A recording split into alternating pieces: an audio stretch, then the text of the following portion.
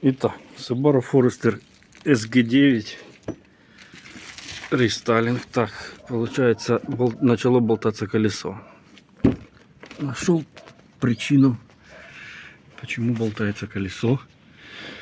Оказывается, у нас лопнуло ухо. Та-дам! И болтается оно.